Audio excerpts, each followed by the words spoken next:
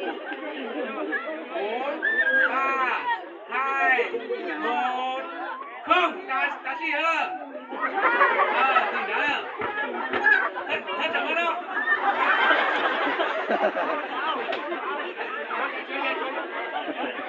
Nhà đi, vấn đề là sợ kiện đâu mà cũng ráo vẫn giờ cá chỉ sẽ phải là cái mà đi nó.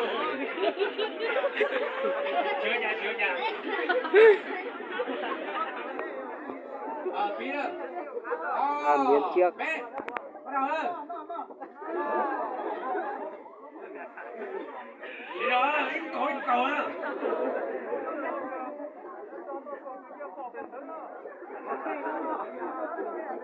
Bé chỗ cổ vũ rồi bé tụi chị rồi nói nữa.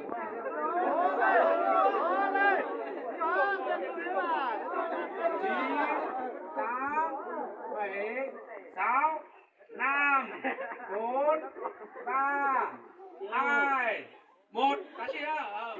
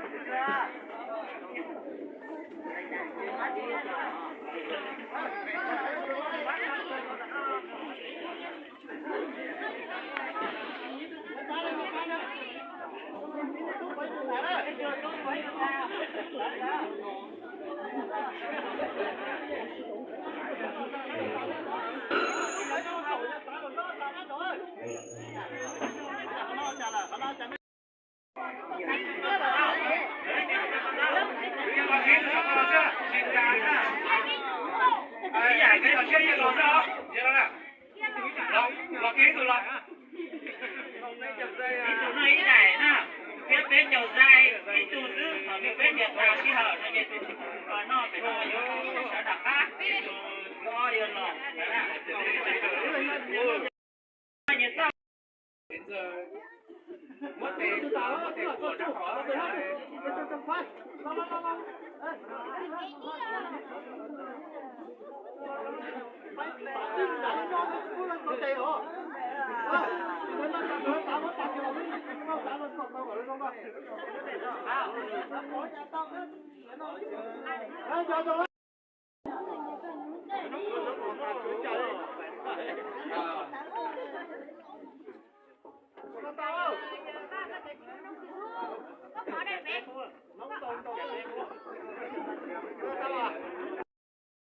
Để cho nó khó.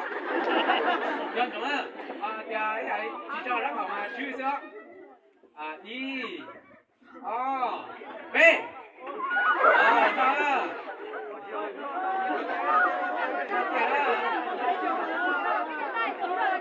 Chỉ cho nó, cho sẵn ra. Rồi, cố lên nhá. Sẽ là cố lên nhá. Chú nó sẽ là yếu tà đấy mà. Ok. Đó là ra có bí nữa. Mất để cho nó khó. Y, O, B, nó. Chỉ đó là dẫn đọc bất kỳ cổ vũ đây từ có như đi mua cho nói nữa. Chỉ để ta biết tụi nó chỉ đó mà biết ai vậy ha. Nó kìa, có khinh rồi gì nói đâu. Chỉ đó mà tiền á. 9, 8, 7, 6, 5, 4, 3, 2, 1. Tải đó. Ok. Tí nữa.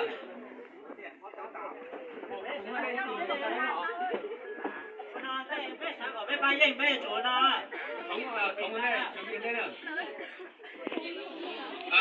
Y, O, B. Bắt đầu đó.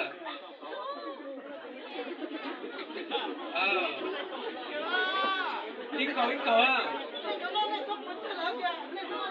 Chỉ rồi á. Nó một cái cối cớm à. Giờ thì chúng ta bằng một cái nữa.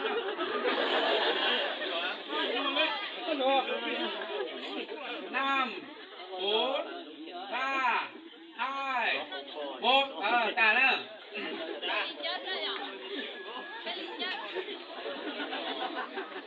Chỉ rồi đó. Chỉ rồi đó.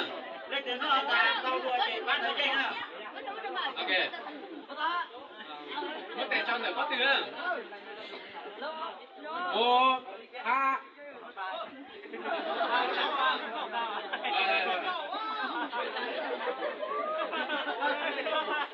Phí rồi. Tao đó. Y, P, ok. Đi ơi, nó chủ đi cái gì nữa. Đi rồi. Thế rồi là biết ba đó. Chỉ rồi. Ok. Chưa. Cái gì chưa đó. Chỉ rồi đó là ba biết tao có chuyện chấp lời đó. Chỉ rồi đó. 8, 7, Tao cứ tôi sẽ ta bé sẽ là bạn kia đó. 3, Chỉ rồi đó. 2, 1. Trả đó. Ok. Ba. Nó phải nó. Nhớ chủ trí cho nữa. Sao cả yếu bác nhớ chủ trí cho nữa. Bí nữa. Cô ta tàu. Tàu bây giờ. Chỉ rồi đó. Chỉ rồi bé sẽ là ba giây nha. Y, B. Muốn để cho rồi bắt được. Ok. Chỉ rồi á, bắt ra rồi kìa.另外一個要執薄率咧係要安薄片嚟。除咗啦。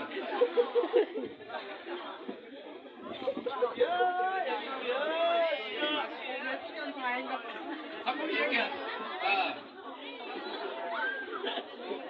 4, 3, 2, 1. Ta sẽ hỏi đó. Chỉ nói về cho sở nữ sẽ là nhận sẽ nhất là kiểm tra sẽ lên đến rồi đến nào mua rồi về rồi nữa nhanh hơn sẽ đổi giải nhất giải nhì giải ba giải bốn giải